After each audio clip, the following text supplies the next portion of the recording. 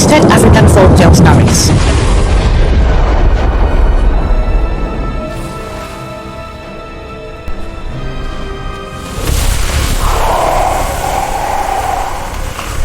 Oh no! What is happening? What? In my house? How? No! And so we continue with our story. Ginika, having decided to change her environment, left her village and never looked back, but along the way she encountered something terrible that changed the trajectory of her life. Ritualists. But how did Ginika manage to survive them? Find out in this episode of The Ghost Azaman. Yahoo is active.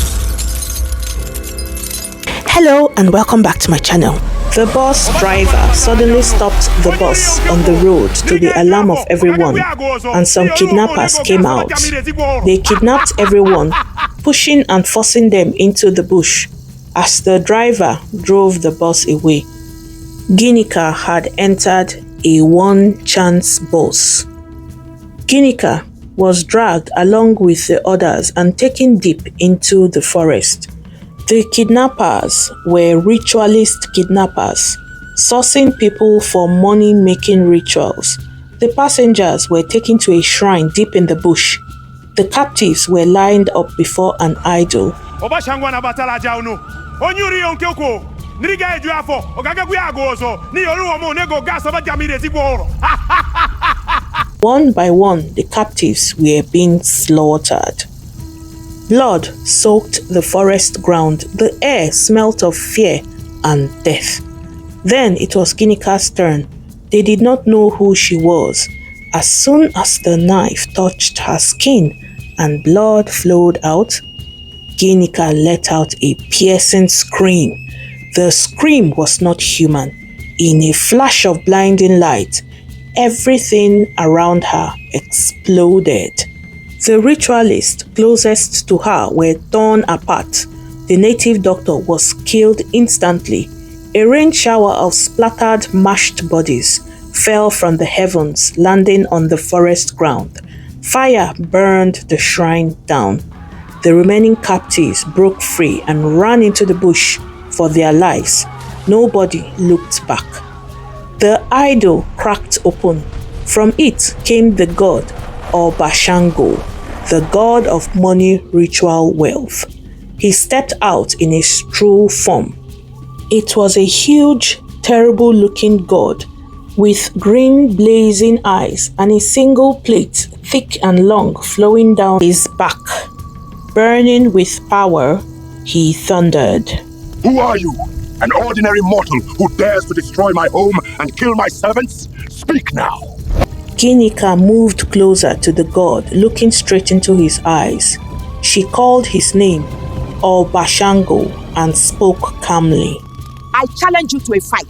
If I win, and I will win, you will serve me The god forever. froze in shock. How did she know his true name? Only powerful beings knew that name. Fear entered his eyes. He turned to escape back to his world. Ginika flung her hand. A lash of fire shot out and wrapped around him. He was trapped. The god screamed and begged for his life as the fiery cane tore into his skin. Please, release me! I will serve you forever if you do! Obashango, I will release you, but just as you have said, you must serve me. And that was how Ginika overpowered Obashango, trapped him inside a god and swallowed him whole. But there was one problem. She could not keep him inside her for too long. He agreed to serve her. Ginika then trapped him inside a black gourd. Opening her mouth very wide, she swallowed the gourd. Immediately, her body changed.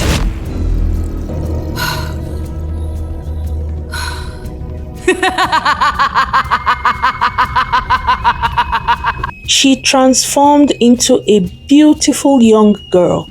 Her hair grew long like the gourd's hair. Her eyes green, her skin became smooth. It gave her youth, beauty, even her accent transformed. Her strength returned. She looked her true age again, even much, much better. But her time on earth was still limited. She still had only 10 years. She continued her journey to Lagos. But the gourd burned inside her. It was too hot to stay there for long. From time to time, Ginika had to vomit it out to get some relief. Each time she vomited the gourd, she looked old again, much older than her real age. Obashango always tried to escape when she vomited him, but he never succeeded. Her grip was too strong. With time, Ginika began to learn how to tolerate the pains and keep the gourd longer in her. But then again, the god began to think smart. He became clever. He searched for another way to survive and escape her. Obashango knew Ginika had few years left. If she died with him inside her, he would die too. He would follow her to her world and serve her forever. He did not want that.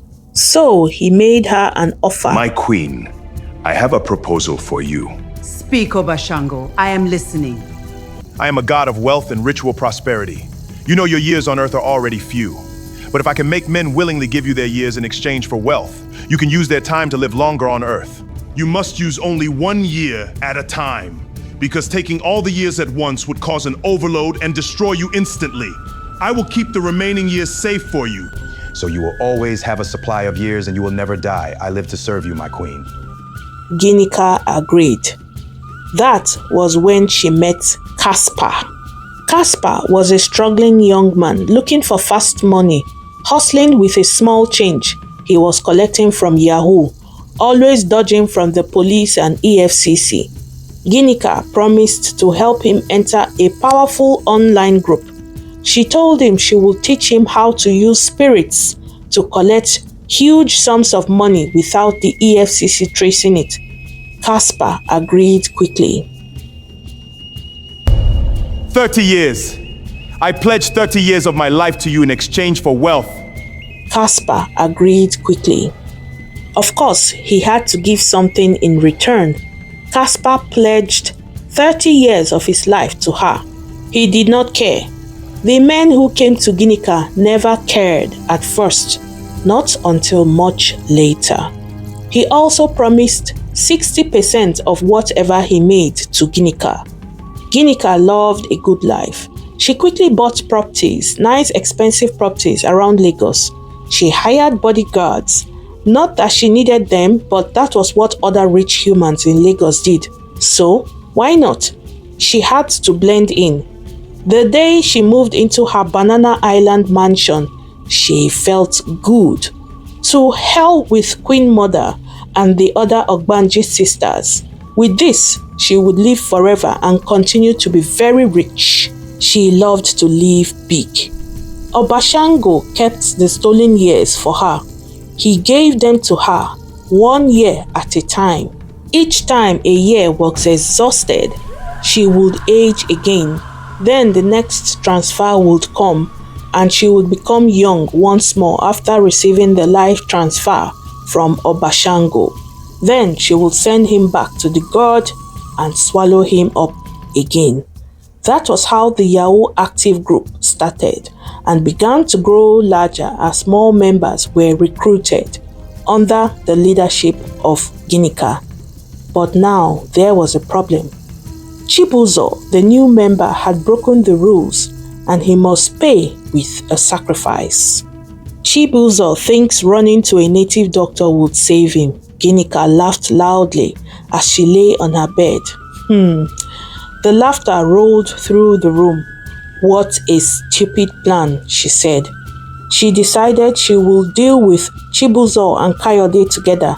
Same day, same time. In 2 days' time, I will finish off Chibuzor and his friend Kayode for trying to help him. But now, Obashango was getting bold again. Determined to escape from Ginika, he secretly teamed up with an unlikely partner. Meanwhile, Obashango had barely 2 hours left before returning back to Ginika. By giving her the idea of preserving her life, Ginika had begun to trust him a little. and he was given a little bit of freedom. But he knew he could not escape her, not while she was on Earth. So he had tried other ways of getting rid of her from Earth for good, so he could go back to being a master of his own. Oh, how he missed those days. He had to move fast. He rushed through the forest quickly to the meeting venue. When he got there, he stopped, looked around and whistled 3 times. A spirit being appeared from behind the trees. It was one of Ginika's sisters. You are late. What kept you? I was almost leaving. Ginika had a lot for me to do. Anyhow, we can bring her down in 2 days' time. She will be weak then. She would be due for another 1-year soul transfer. That is when she strikes down one of her members. That is the exact moment we would take her down. Ginika would not stand a chance at all. But remember our agreement. I want my freedom back. Our agreement still stands. Meanwhile, that very evening, Chibuzor ran to Kayode's house crying. Kayode took him straight to Papa Arinze's house. Papa Arinze was a powerful, well-known spiritualist. When they got there, they explained everything to him. "Papa," Chibuzor cried, "I do not want to die. Ginika wants my life. I did nothing wrong." Papa Arinze looked at him calmly. He was a strong-looking man, not more than 45 years old. "Do not worry," he said confidently. "She can only act on the appointed day. But before then, we will be prepared," he assured him. "You will sleep under my roof. Nothing can strike you here," he boasted. "I will prepare the charm to protect you when she comes to collect your soul." "Oh, thank you, Papa," Chibuzor said.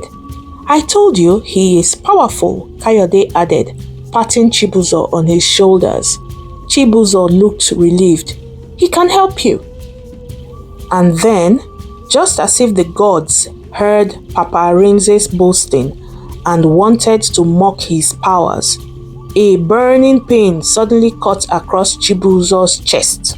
A tear-shaped mark appeared on his skin, another mark. Time was running out. He had only 1 more day left.